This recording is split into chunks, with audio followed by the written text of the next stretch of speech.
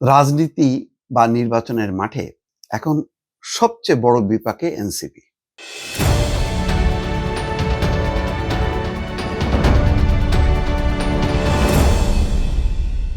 এনসিপির তরুণ নেতারা অভ্যুত্থানের মধ্য দিয়ে যে আশা জাগিয়েছিল, এখন নিশ্চয়ই সেই আশা অনেকটাই ভঙ্গ হয়েছে। দলের আভ্যন্তরীণ ঐক্য খুব সুদৃঢ় বলা যাবে না। দলের নেতা কর্মীদের মধ্যে হতাশা আছে। সবচেয়ে বড় কথা হলো, রাজনীতির অঙ্গনেও নতুন কোনো বার্তা দিতে পারে নাই এই নতুন এই দলটি। বরং এক এক সময় এক এক রকম কথাবার্তায় একটা বিভ্রান্তি তৈরি হয়েছে। কখনো বিএনপির লাইনে, কখনো জামাতের লাইনে, কখনো উগ্রপন্থার লাইনে, এইরকম কথাবার্তায় একটা মানে কি বলবো, গোজামিল একটা পরিস্থিতি। সেই পরিস্থিতিটা আরো ত্বরান্বিত হয়েছে যখন এনসিপি যাত্রা শুরু করছে জামাতের দিকে।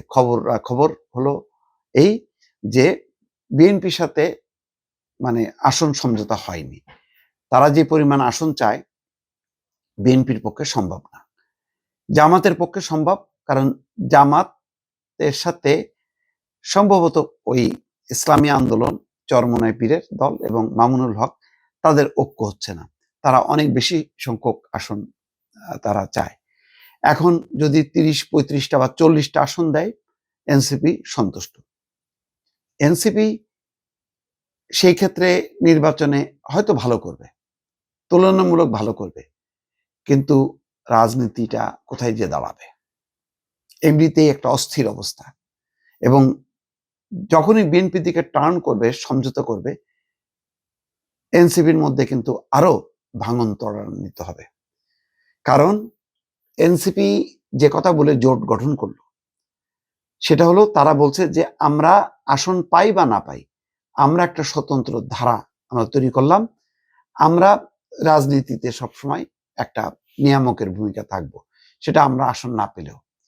এই কথা বলে তারা জোট করলো। জোটেও যদিও খুব একটা ভালো সাড়া পড়েনি এবি পার্টি এবং রাষ্ট্র সংস্কার আন্দোলন, হাসনাত কায়ুম, যদিও দুটি দল ভালো দল, পরিচ্ছন্ন রাজনীতি করে। তো ভাবা হচ্ছিল যে তাদেরকে নিয়ে তারা আলাদা দাঁড়াবে, কিন্তু এনসিপির বক্তব্য হলো যে যদি আমরা পার্লামেন্টে না যেতে পারি তাহলে আমাদের অস্তিত্ব থাকবে না। আগে পার্লামেন্টে যাওয়া দরকার যে কোনো ভাবে। এই যে কোনো ভাবে যেতে যে তারা এখন বিএনপির নৌকা ছেড়ে এখন এই যে জামাতের নৌকায় উঠতেছে, তাতে রাজনীতি কি ক্ষতিগ্রস্ত হবে না? বিএনপির সঙ্গে গেলে রাজনীতিটা, হ্যাঁ বড় দল, সেখানেও একটা ক্ষয়ক্ষতি থাকে, কিন্তু গণতান্ত্রিক ধারাকে সে প্রতিনিধিত্ব করে কারেক্টলি। সেই জায়গাটা তারা অবস্থান রাখতে পারত যে বিএনপি মুখে গণতন্ত্রের কথা বলে, কিন্তু তাদের দলের নেতা কর্মীরা এক ধরনের স্বৈরতন্ত্র, এক ধরনের লুটপাট তন্ত্র, এক ধরনের দুর্নীতিতন্ত্র, এগুলো তারা জিয়ে রাখে।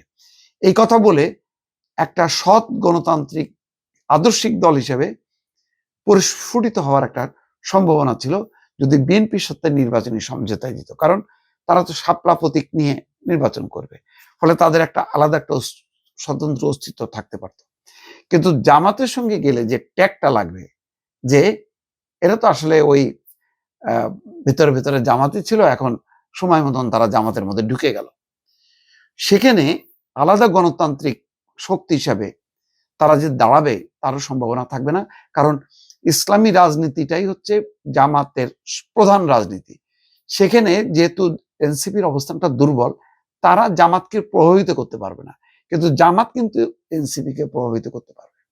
এই অবস্থায় একে তো তারা হোঁচট খেলো, বৈষম্য বিরোধী ছাত্র আন্দোলনকে বিলুপ্ত করে দিয়ে সরকারের মধ্যে ঢুকে যে, তখন তারা অনেকটা কিংস পার্টির একটা উপাধি পেল, বিভিন্ন দল বলতে থাকলো।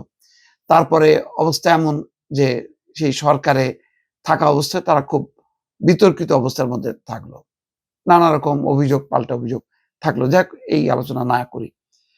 কিন্তু ক্ষমতায় ঢুকে, ইউনূস সরকারের ভিতরে ঢুকে তারা কিন্তু আর সুবিধা করতে পারলো না, বরং একটা ছাপ নিয়ে তারা ক্ষমতার রাজনীতিতে বিশ্বাস করে বা ক্ষমতার জন্য তারা লালায়িত, এইরকম একটা ছাপ নিয়ে তারা বেড়ে আসলো যখন, তখন তারা যে একটা আলাদা শক্তি হিসাবে যদি দাঁড়াতে পারতো আরো অনেকগুলো রাজনৈতিক দল নিয়ে, সেই জোটও কিন্তু তারা করতে পারেনি।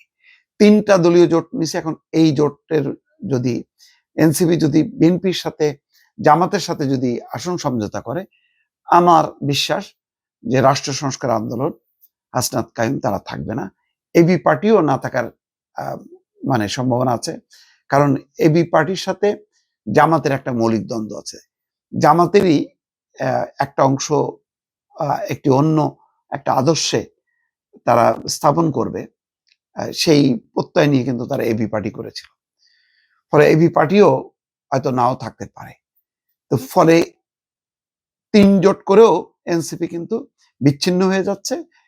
অনেকটা জামাতের কাছে আত্মসমর্পণ করার মধ্য দিয়ে এনসিপি কিন্তু একেবারেই সেই ভাসমান নৌকার মতন দুলতে দুলতে এখন এই দিকে যাচ্ছে, ডান দিকে যাচ্ছে, বাঁ দিকে যাচ্ছে, স্রোতের বিপরীতে যাচ্ছে, স্রোতের অনুকূলে যাচ্ছে, এরকম একটা পরিস্থিতি গড়ালো, যেটা এনসিপির অগ্রযাত্রার জন্য বড় ধরনের একটা বাধা হয়ে গেল বা সম্ভাবনাটা নষ্ট হলো বলে রাজনৈতিক বিশ্লেষকরা মনে করতেই পারেন।